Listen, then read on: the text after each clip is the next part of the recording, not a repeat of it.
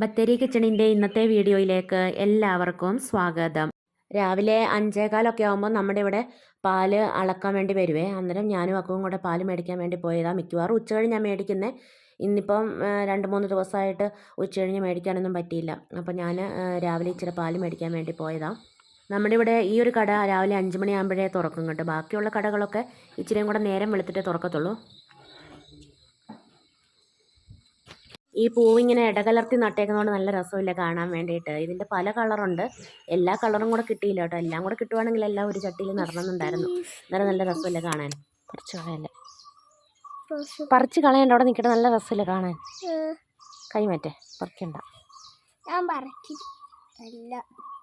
രാവിലെ ദോശയ്ക്കുള്ള ചമ്മന്തി അരയ്ക്കാൻ വേണ്ടിയിട്ട് കാന്താരി പറിക്കാൻ വേണ്ടി ഞാൻ മുറ്റത്തിറങ്ങിയപ്പോൾ എടുത്തു കേട്ടോ പൂവിൻ്റെ വീഡിയോ.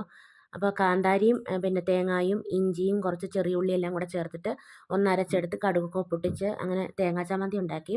ഇഞ്ചി എല്ലാവരും ചേർക്കാറില്ല, പക്ഷേ ഇഞ്ചി ചേർക്കുന്നത് നല്ല ടേസ്റ്റാണ് കേട്ടോ ഈ ചമ്മന്തിക്ക്.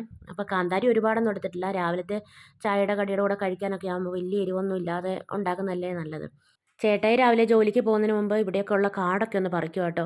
ചേട്ടായിക്ക് നേരം കിട്ടുമ്പം ചേട്ടായി കൊണ്ട് പറ്റുന്നത് ചേട്ടായി പറിക്കും, ബാക്കി എനിക്ക് നേരം കിട്ടുമ്പോൾ ഞാനും പറിക്കും. അങ്ങനെ എത്ര പറിച്ചിട്ടും കാര്യമൊന്നുമില്ല. പിന്നെ മഴയൊക്കെ പെയ്യുമ്പോഴത്തേക്ക് അടുപ്പിച്ച് 2-3 ദിവസം മഴ പെയ്യുമ്പോഴത്തേക്ക് നന്നായിട്ടൊക്കെ കാട് കയറുവേ. പിന്നെ ദിവസവും ആവുന്ന കാടുകളൊക്കെ നുള്ളിപ്പറിച്ച് മിറ്റം അടിക്കുവാണെങ്കിൽ അങ്ങനെ കാടാവത്തില്ല. പക്ഷേ എനിക്കങ്ങനെ നേരം കിട്ടാറില്ല. മിറ്റം അടിച്ചിട്ട് കയറി പോരത്തേ ഉള്ളൂ. അങ്ങനെ എന്നും കാട് നുള്ളിപ്പറിക്കാൻ നേരം കിട്ടാത്തതുകൊണ്ടാണ് ഇത്രയും ആവുന്നത്. പിന്നെ ഇത് ഉരുളക്കിഴങ്ങാട്ടോ. ഉരുളക്കിഴങ്ങിൽ കണ്ടോ ഇതുപോലെ ഒരു ചെറിയ ചെറിയ കായൊക്കെ ഉണ്ട്. അത് കഴിഞ്ഞിട്ട് ആരോഗ്യവകുപ്പിൽ നിന്ന് ആൾ വന്നിട്ടുണ്ടായിരുന്നു കേട്ടോ. അവരങ്ങനെ വന്ന് പോയി എല്ലാം കഴിഞ്ഞ് പിന്നെ വേഗം നിന്ന് അടിച്ചു വാരി തറയൊക്കെ തുടച്ചിടുക. ഇതിൻ്റെ ഇടയ്ക്ക് കുറേ തുണികളുണ്ടായിരുന്നു. വീട്ടിലൊക്കെ പോയിട്ട് വന്നതുകൊണ്ട് ഒരുപാട് തുണികൾ മെഷീനകത്തിടാനും പിന്നെ കല്ല് വെച്ച് അലക്കാനും ഒക്കെ ആയിട്ട് ഒത്തിരി തുണികളുണ്ടായിരുന്നേ. എല്ലാം അലക്കി പിഴിയിലും വിരിക്കലും എല്ലാം ഇതിൻ്റെ ഇടയ്ക്കൂടെ നടക്കുന്നുണ്ട്. പിന്നെ കുറേ പാത്രങ്ങളെല്ലാം ഉള്ളതെല്ലാം കഴുകി അങ്ങനെ വേഗം വേഗം പണികളൊക്കെ തീർക്കുക. ഉച്ചയ്ക്ക് ചോറൊക്കെ കഴിച്ചിട്ട് പിന്നെ ബത്തേരിക്കും പോകണം. അതിൻ്റെ ഇടയ്ക്ക് അംഗൻവാടിയിൽ ഫുഡ് വാങ്ങാൻ വേണ്ടി പോകണം അക്കുവിന് ഉള്ളത്.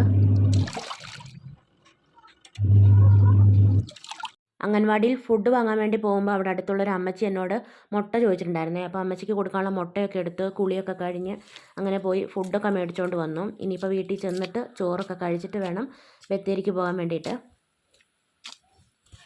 ചോറിന് ഞാൻ രാവിലെ അയലക്കറി വെച്ചിട്ടുണ്ടായിരുന്നു. പിന്നെ പാവയ്ക്ക മെഴുക്കുവരട്ടിയും വെച്ചിട്ടുണ്ടായിരുന്നു. അങ്ങനെ വേഗം ചോറൊക്കെ കഴിച്ചു. പാവയ്ക്ക മെഴുക്കുവരട്ടി എനിക്ക് ഭയങ്കര ഇഷ്ടമുള്ള സാധനം കേട്ടോ. ചേട്ടായിക്കും ഭയങ്കര ഇഷ്ടമാണ്. പിന്നെ ബത്തേരി ചെന്നപ്പോൾ ഭയങ്കര ബ്ലോക്കും റാലിയും ഒക്കെ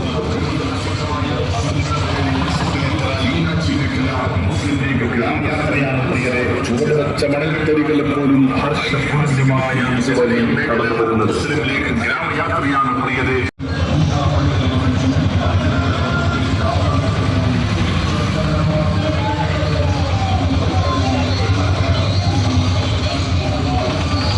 ബത്തേരി ടൗണിൽ എപ്പോഴും ബ്ലോക്കും തിരക്കും ഒക്കെ തന്നെയാണ്, പ്രത്യേകിച്ച് രാവിലെയും വൈകുന്നേരവും ഒക്കെ ആകുമ്പം. പിന്നെ ഞാൻ പിള്ളേരെ സ്കൂളിൽ നിന്ന് കൂട്ടിയിട്ടാണ് കേട്ടോ പോകുന്നത്. അതുകൊണ്ട് പിള്ളേരും ഞങ്ങളുടെ കൂടെ തന്നെ ഉണ്ട്. പിന്നെ നല്ല മഴയും പെയ്യുന്നുണ്ട് കേട്ടോ.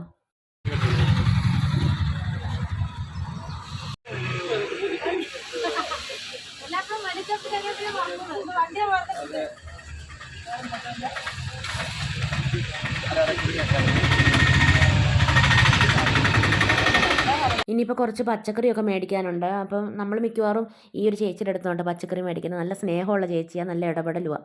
അപ്പോൾ അവിടെ നിന്ന് കുറച്ച് പച്ചക്കറികളൊക്കെ മേടിക്കുക. ഇത് പുൽപ്പള്ളി റോഡിന് ഉള്ള ഒരു കടയാട്ടോ. കറക്റ്റായിട്ട് പറയുവാണെങ്കിൽ കോട്ടക്കുന്ന് ജംഗ്ഷനിലുള്ള കടയാണ്. അത് കഴിഞ്ഞ് വീട്ടിൽ വന്നപ്പം ഞാൻ കുറച്ച് ചക്ക ഫ്രീസറിൽ നിന്ന് എടുത്തു വെച്ചിട്ടുണ്ടായിരുന്നു കേട്ടോ. ഇത് വീട്ടിൽ നിന്ന് കൊണ്ടുവന്നതാണ്. ആൻറ്റി ഒരു കൊല്ലമൊക്കെ ആയിട്ട് ഫ്രിഡ്ജിൽ എടുത്ത് വെച്ചേക്കുന്നതാണെന്ന് തോന്നുന്നു. കുറേ പഴക്കമായതാണ്.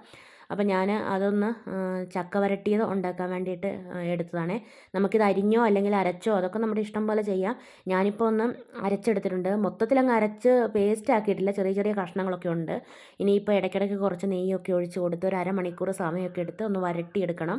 ഇങ്ങനെ വരട്ടി വെക്കുവാണെങ്കിൽ നമുക്ക് അട ഉണ്ടാക്കാനും കുമ്പിളപ്പം ഉണ്ടാക്കാനും പിന്നെ പായസം വെക്കാനും പിന്നെ ഇതിങ്ങനെ ചക്ക വരട്ടിയത് തേങ്ങാപ്പൂളും ഒക്കെ കൂട്ടി വെറുതെ തിന്നാൻ നല്ലതാണ്. അതുപോലെ പപ്പടം കൂട്ടി മിക്സാക്കി കഴിക്കാനും ഒക്കെ നല്ലതാണ് കേട്ടോ. നമ്മൾ പായസവും പിന്നെ പഴവും പപ്പടവും ഒക്കെ കൂട്ടി കഴിക്കാറില്ലേ, അങ്ങനെ ഇതിനകത്തും പപ്പടമൊക്കെ കൂട്ടി കഴിക്കാനൊക്കെ അടിപൊളിയാണ് കേട്ടോ. വെല്ലമൊക്കെ ഒഴിച്ച് കൊടുക്കുന്നുണ്ട്. നല്ല കറുത്ത കളറിലുള്ള വെല്ലമാണെങ്കിൽ കാണാൻ നല്ല ഭംഗിയായിരിക്കുമേ. പിന്നെ നന്നായിട്ട് ഡ്രൈ ആയിട്ട് വരട്ടിയെടുക്കുകയാണെങ്കിൽ കുറേ കാലം കേടുകൂടാതിരിക്കും. ഇപ്പോൾ ഒത്തിരി ഇല്ലാത്തത് കൊണ്ട് ഞാൻ അത്രയ്ക്ക് അങ്ങോട്ട് ഡ്രൈ ആക്കി എടുത്തിട്ടില്ല. ഇപ്പോൾ കണ്ടോ ഇതിങ്ങനെ പാനിന്ന് വിട്ട് വിട്ട് വരുന്നുണ്ട്. അടിയിലൊന്നും പിടിച്ചിട്ടില്ല കേട്ടോ. നമ്മൾ കൈയെടുക്കാതെ ഇങ്ങനെ ഇളക്കിക്കൊണ്ടിരിക്കണം. ഇപ്പോൾ ഞാനൊരു അരമണിക്കൂർ ഇളക്കിയപ്പോഴാണ് ഇങ്ങനെ ആയത്.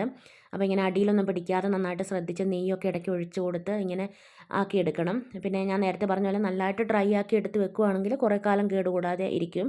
അപ്പോൾ ഈ ഒരു പരുവത്തിലാണ് എടുത്തേക്കുന്നത്. ഇനി തണുക്കുമ്പോൾ ഒന്നുകൂടെ അങ്ങ് കട്ടയായിട്ട് വരും.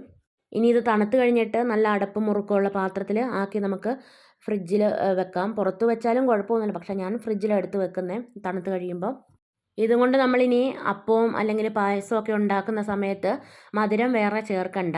ഇത് ചേർത്തിട്ട് മധുരം കുറവാണെങ്കിൽ മാത്രം നോക്കിയിട്ട് ചേർത്താൽ മതി കേട്ടോ. ഇതുകൊണ്ട് ഞാൻ കുറച്ച് അട ഉണ്ടാക്കിയിട്ടുണ്ടായിരുന്നു. പിന്നെ കൊഴുക്കട്ടയൊക്കെ ഉണ്ടാക്കിയിട്ടുണ്ടായിരുന്നേ. ഗോതമ്പ് പൊടി കൊണ്ട് ഉണ്ടാക്കി, അരിപ്പൊടി കൊണ്ടല്ല.